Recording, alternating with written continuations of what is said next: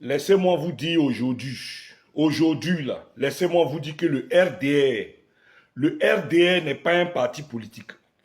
Oui, oui, oui, oui, oui, oui. Le RDR n'est pas un parti politique. Le RDR est une coopérative. Voilà. Une association des personnes venant piller la richesse de la Côte d'Ivoire. Oui, oui, oui. Le RDR n'est pas un parti politique ici en Côte d'Ivoire. Non, non, non, non. C'est une coopérative. Et vous-même admirez, voyez que c'est vraiment une coopérative, le RDR. Mais aujourd'hui, on nous parle de tribalisme. Aujourd'hui, certaines personnes nous parlent de tribalisme. Mais rappelez-vous hier, parce que je ne suis pas du Nord, on refuse ma candidature. Parce que je suis un musulman, on refuse ma candidature. Sans cela, certaines personnes se sont reconnues en vous. Sans cela, certains musulmans se sont mis de votre côté et qui regrettent aujourd'hui. Mais laissez-moi vous dire que tous les partis politiques ici en Côte d'Ivoire ont pour base des ethnies. Si vous ne savez pas, le V Baoulé là, c'est PDCI. Le V Baoulé, c'est PDCI. Quand il vient un peu au sud, les Atché, les Guéré, les Bété, ils connaissent les partis.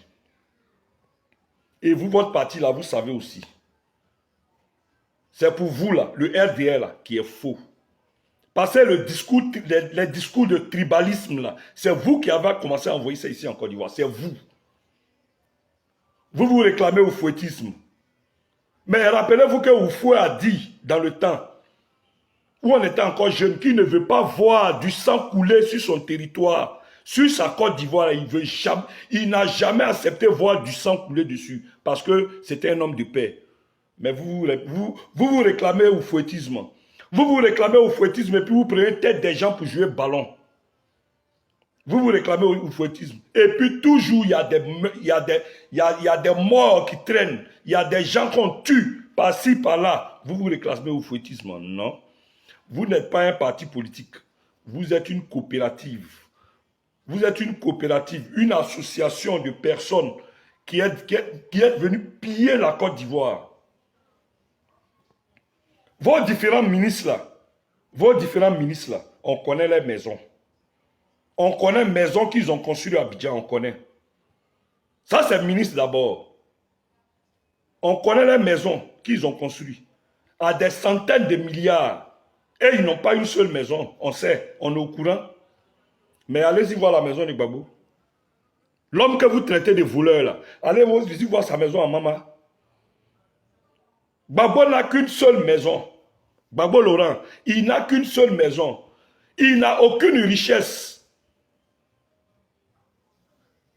Vous avez pourri l'atmosphère politique de Côte d'Ivoire. Aujourd'hui, vous venez vous asseoir pour parler de tribalisme. Tribalisme, là, qui a envoyé ça? Discours tribal, là, qui a envoyé ça ici en Côte d'Ivoire? C'est pas vous. Mais pourquoi toujours, à la veille des élections, vous voulez toujours mélanger les Ivoiriens, vous voulez toujours, comment on appelle, affronter les Ivoiriens par des discours quelconques. Non, nous les Ivoiriens, là, nous n'allons jamais accepter ça. Nous, on voit clair maintenant. On voit clair, vos discours, là, on n'est plus dedans.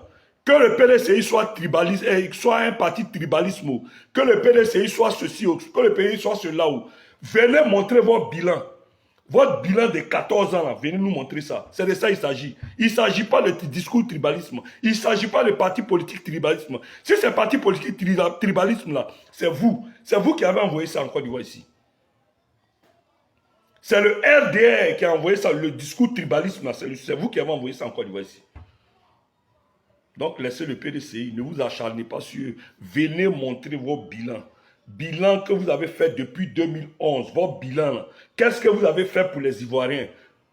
Parce que ne venez pas me parler de ponts et routes. Hein. Ne venez pas me parler de ponts et routes. J'ai dit de venir montrer vos bilans. Vous avez parlé de la vie chère, décomposer la vie chère pour prouver vraiment que la vie est devenue moins chère. Vous avez dit à chaque Ivoirien un toit. Venez décortiquer pour prouver que chaque Ivoirien maintenant a un toit. Vous nous prenez pour des bêtes. Mais 2025, ce que vous êtes dedans là, pour affronter les Ivoiriens contre eux là, nous, ça ne nous prend plus. Ça ne nous arrange plus. On a besoin de récupérer notre pays. On a besoin de récupérer notre manière de vivre. 2025, Laurent Gbagbo, fort.